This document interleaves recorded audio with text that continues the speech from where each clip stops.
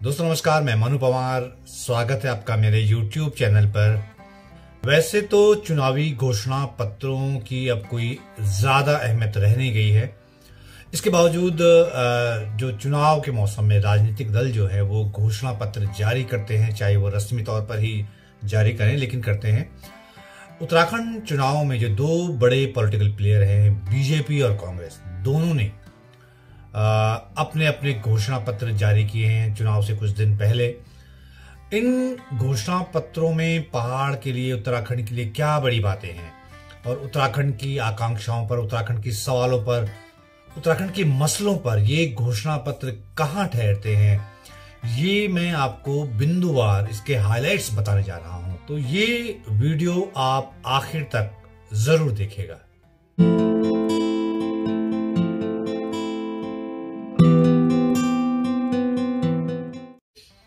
ये दो प्रमुख पार्टियों के घोषणा पत्र मैं इसलिए ले रहा हूं क्योंकि ये दो पार्टियां ही पिछले 20 साल में बदल बदल कर इन्होंने राज किया है।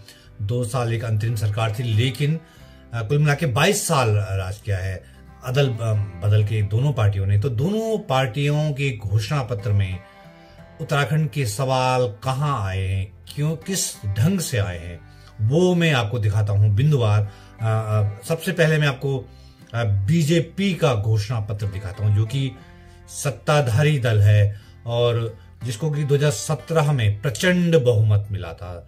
70 में से 57 सीटें बीजेपी को मिली थी 2017 के विधानसभा चुनाव में। अभूतपूर्व समर्थन उत्तराखंड के लोगों ने बीजेपी को दिया। तो बीजेपी ने 2022 के चुनाव में लोगों से क्या वायदा किया है, क्या करने जा रहे हैं उत्तराखंड के लिए, वो मैं इस वीडियो में आपको दिखाने जा रहा हूं। तो दोस्तों, आप ये जो विंडो मेरे बगल में खुल रही है, इसमें जो देख रहे हैं ये है बीजेपी के घोषणा पत्र का जो है कवर पेज है उत्तराखंड के लिए, जो उन्होंने घोषणा पत्र जारी किया है। ये देखिए, इसको कहा गया है दृष्टि पत्र 2022 और शीर्ष संकल्प 25, यानी 25 बड़े वायदे जो बीजेपी ने किए हैं। तो ये उसका कवर पेज है, जिसमें प्रधानमंत्री नरेंद्र मोदी का चेहरा है, पहाड़ी टोपी लगाए हुए, और बगल में मुख्यमंत्री पुष्कर सिंह धामी की तस्वीर है। तो दो बड़े चेहरों की तस्वीर है।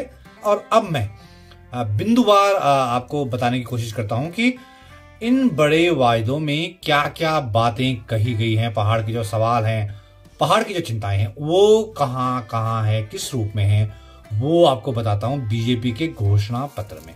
पहला बिंदु है, बीजेपी ने सुरक्षित देवभूमि, ये जो बगल में मैंने आप देख रहे होंगे सुरक्षित देवभूमि, ये उनका पहला बिंदु है इस घोषणा पत्र का, जिसमें बीजेपी का कहना है कि भाजपा सरकार राज्य में भूमि पर अवैध कब्जा होने के कारण हो रहे भू एवं जनसांख्यिकीय परिवर्तन से संबंधित विषयों की जांच और समाधान के लिए हर जिले में एक अधिकार प्राप्त समिति का गठन करेगी। अब इसे थोड़ा सा बारीकी से समझिए। ये जो जनसांख्यिकीय परिवर्तन की बात इसमें कही गई है, ये बहुत क्लियर इसमें नहीं कहा गया है कि वो कहना क्या चाहते हैं, लेकिन एक मोटा मोटा अनुमान हम ये लगा रहे हैं कि शायद पलायन के मसले पर बात हुई है। लेकिन पलायन की वजह क्या बताई गई है? भूमि पर अवैध कब्जा होने के कारण। अब ये कब्जा कौन कर रहा है, ये कैसे होने दे रही है सरकार, जबकि 5 साल से प्रचंड बहुमत वाली सरकार बीजेपी की खुद उत्तराखंड में राज कर रही है। तो ये जो पहला जो संकल्प है बीजेपी का, ये बहुत लोगों के समझ में शायद नहीं आएगा। अगला जो है एक बिंदु है, वो है कि हिमा प्रहरी योजना के अंतर्गत उत्तराखंड के पूर्व सैनिकों और युवाओं को सीमावर्ती जिलों में बसाने के लिए सहायता प्रदान करेंगे। तो ये दूसरा बिंदु जो इस घोषणा पत्र का है, बीजेपी के घोषणा पत्र का। इस घोषणा पत्र में बीजेपी ने उत्तराखंड में जो गरीब महिलाएं हैं उनके लिए भी घोषणा की है, और ये कहा है कि 1 साल में 3 फ्री एलपीजी गैस सिलेंडर दिए जाएंगे, यानी घरेलू गैस के सिलेंडर 1 साल में 3 दिए जाएंगे गरीब घर की महिलाओं को। इसके अलावा इस घोषणा पत्र में बीजेपी ने उत्तराखंड में कृषि को लेकर अपने प्लान बताए हैं, अपनी योजनाएं बताए हैं कि वो क्या करने जा रहे हैं। भाषा और संस्कृति के नाम पे जो उन्होंने चीजें बताई हैं उसमें है कि 4 धाम सर्किट के सभी मंदिर और गुरुद्वारों में भौतिक बुनियादी ढांचे का विस्तार किया जाएगा। इसके अलावा स्वास्थ्य को लेकर जो बहुत अहम चीज है उत्तराखंड के लिए, उसमें बीजेपी का कहना है कि जहां संभव हो वहां पर हर जो है मेडिकल कॉलेज स्थापित करेंगे हर जिले में। एक अस्पताल को सुपर स्पेशलिटी में बदलने की उन्होंने बात कही है। हालांकि जो स्वास्थ्य का ढांचा है पहाड़ों में, खासकर वो जो पीपीपी मॉडल पर दिए गए अस्पताल, सरकारी अस्पताल, उसने जो है पूरे स्वास्थ्य व्यवस्था का और कवाड़ा कर दिया है उत्तराखंड के पहाड़ों में पहले से ही। तो अब क्या आमूलचूल परिवर्तन हो सकते हैं ये बहुत साफ नहीं है, लेकिन ये घोषणा पत्र है, जिसे आप सीरियस ले ना लें आपके ऊपर है। इसके अलावा एक सबसे अहम जो मसला है रोजगार का, उस पे सत्ताधारी दल क्या कहता है ये मैं आपको बताता हूं। रोजगार जो है पहाड़ों के लिए बहुत बड़ा सवाल है, बहुत बड़ी चिंता है रोजगार। इसी रोजगार के संकट ने पलायन जैसा एक भयानक त्रासदी जो है, पलायन जैसी बड़ी त्रासदी पहाड़ों में पैदा कर दी है।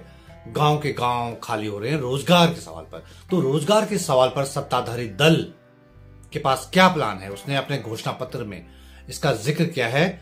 युवा रोजगार और खेल, इस नाम से 2 पॉइंटर इसमें लिखे हैं। पहला है कि हम मुख्यमंत्री प्रशिक्षु योजना के तहत प्रशिक्षु बेरोजगार युवाओं को 3,000 रुपए प्रतिमाह तक की राशि प्रदान करेंगे।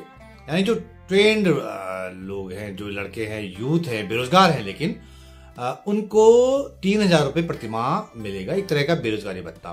तो इसके अलावा और चीजें हैं, लेकिन सबसे चौंकाने वाली बात जो है वो ये है कि भारतीय जनता पार्टी ने लव जिहाद की बात की है उत्तराखंड में। बताइए, लव जिहाद कानून की बात की है कि उसको कठोर बनाएंगे और दोषियों को 10 साल के कठोर कारावास की सजा देंगे।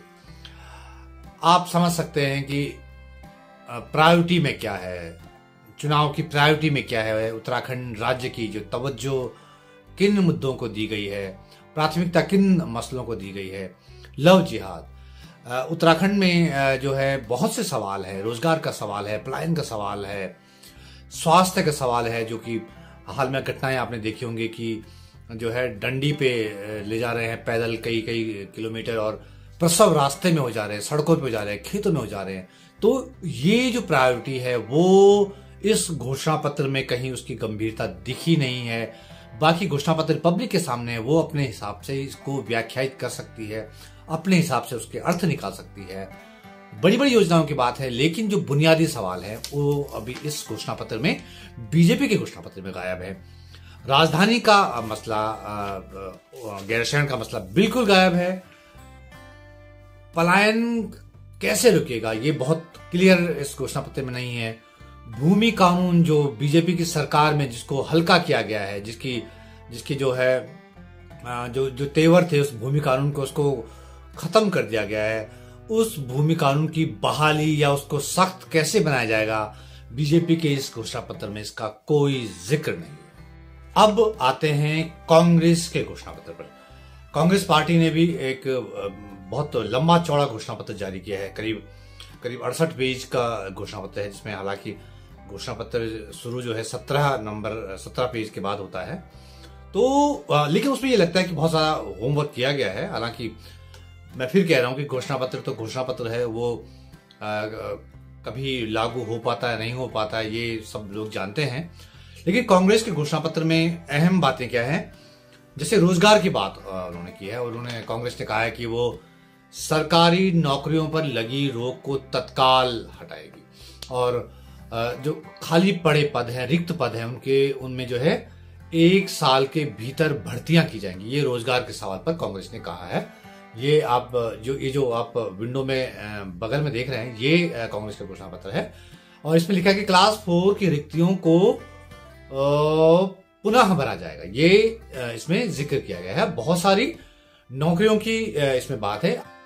कांग्रेस का जो है वो अपने घोषणा पत्र में ये कहना है कि जो 28,000 खाली पद हैं उनको पहले साल में भरा जाएगा, ये कांग्रेस का कहना है अपने घोषणा पत्र में। और सबसे अहम बात यह है कि 3 साल से अधिक बेरोजगार जो युवा हैं, जो 3 साल से अधिक जिनको रोजगार नहीं मिला है, उनको कांग्रेस ने बेरोजगारी भत्ता देने का वायदा किया है इस घोषणा पत्र में। इसके अलावा ये तो सरकारी नौकरी की बात हो गई। इसके अलावा प्राइवेट नौकरी में कांग्रेस का कहना है, जो घोषणा पत्र में कहा गया है कि जो निजी क्षेत्र यानी प्राइवेट नौकरियां हैं उनमें स्थानीय युवाओं के लिए रोजगार सुनिश्चित करने की बात होगी। ये बहुत अहम बिंदु है कि सरकारी नौकरियों को खोलेंगे और दूसरा जो है प्राइवेट नौकरियों में स्थानीय युवाओं के लिए रोजगार को तरजीह मिले, इसकी बात कांग्रेस ने की है अपने घोषणा पत्र। कांग्रेस के घोषणा पत्र में एक अहम चीज देखी गई है, वो है गैरसैंण। गैरसैंण जो कि पहाड़ के सपनों की राजधानी है, उत्तराखंड के सपनों की राजधानी है। कांग्रेस ने अपने घोषणा पत्र में ये संकल्प जताया है कि वो राजधानी, पहाड़ की राजधानी पहाड़ में ले जाने के लिए कृत संकल्प है। और इसके लिए कांग्रेस ने उसका जिक्र किया है कि जो आधारभूत सुविधाएं गैरसैंण में, ढांचागत सुविधाएं जो दी गई हैं, उसका जिक्र किया है और ये साफ कहा है कि वो राजधानी को गैरसैंण ले जाने के लिए कृत संकल्प है। तो ये बिंदु जो है बहुत अहम बिंदु है, खासकर पहाड़ के संदर्भ। गैरसैंण के अलावा कांग्रेस के घोषणा पत्र में एक बहुत जरूरी बिंदु है, वो बिंदु है भूमि कानून का। भूमि कानून जो कि उत्तराखंड में लागू था, जमीन की खरीद फरोख्त को सीमित करता था वो कानून बाहरी लोगों के, लेकिन त्रिवेंद्र सिंह रावत सरकार ने, बीजेपी की सरकार ने उस कानून की जो धाराएं थी, जो सख्ती थी, उसको खत्म कर दिया था। जमीन के सौदे बहुत तेजी से होने लगे, तो एक रोष, एक नाराजगी उत्तराखंड में फैली। बीजेपी ने बहुत साफ अपने घोषणा पत्र में उसका जिक्र नहीं किया है भूमि कानून का, कि वो क्या उस भूमि कानून की बहाली करेगी या उससे सख्त भूमि कानून लाएगी। लेकिन कांग्रेस ने अपने घोषणा पत्र में इसका जिक्र किया है और ये कहा है कि वो एक जनहितकारी भूमि कानून लाएगी। ये बहुत इंपॉर्टेंट पॉइंट है दोस्तों। जिस भूमि कानून ने हिमाचल को बिकने से बचाया है, हिमाचल को तरक्की की राह पर जो भूमि कानून ले गया है, उस भूमि कानून को उत्तराखंड में लागू करने की बात हुई है। तो कांग्रेस ने इसकी बात की है अपने घोषणा पत्र में, इसलिए ये बहुत अहम बिंदु है। तो कांग्रेस के घोषणा पत्र में एक और बिंदु आया है, वो है स्वास्थ्य सुविधाओं का। उत्तराखंड में जो इलाज के अभाव में जो दम लोग तोड़ रहे हैं, पहाड़ों में खासकर, कांग्रेस ने अपने घोषणा पत्र में जिक्र किया है कि ग्रामीण स्तर पर जो है, ग्राम स्तर पर जो है, स्वास्थ्य कर्मचारियों की नियुक्ति की जाएगी और स्वास्थ्य सुविधाओं को बढ़ाया जाएगा। इसके अलावा भी बीजेपी की तरह कांग्रेस ने भी कई लुभावनी घोषणाएं की हैं। मसलन एक घोषणा यह है कि 200 यूनिट तक, पहाड़ में 200 यूनिट तक पहले साल जो है बिजली फ्री की जाएगी। इसके अलावा बहुत सी योजनाओं का जिक्र है, बहुत डिटेल में ये घोषणा पत्र बना है। बीजेपी ने भी अपना घोषणा पत्र दिया है, लेकिन उसमें बहुत चीजें साफ नहीं है। घोषणा पत्र के आधार पर तो चुनाव जीते या हारे नहीं जाते हैं। घोषणा पत्र एक अलग तरह की, चुनाव जो है एक अलग तरह की विधा है, चुनाव जीतना एक अलग तरह की कला है। लेकिन फिर भी ये एक दस्तावेज तो है। आप सवाल पूछ सकते हैं कि ये जो दस्तावेजों में आपने जिक्र किया है, ये बड़ी बड़ी बातें जो दस्तावेजों में पार्टियों ने की हैं, आप उन पार्टियों को आगे पकड़कर कह सकते हैं कि ये इन घोषणाओं का क्या हुआ। इससे कम से कम ये पता तो चलता है दोस्तों कि जो पार्टी चुनाव लड़ रही है उसके पास आपकी चिंताओं, आपके सवालों, आपके जो इश्यूज हैं उनको लेकर क्या सोच है, क्या समाधान है, क्या उत्तर है। तो ये घोषणा पत्र उसकी एक झलक तो देते हैं। तो ये वीडियो देखने के लिए दोस्तों बहुत बहुत शुक्रिया आपका, और जल्द हाजिर होता हूं एक नई वीडियो से।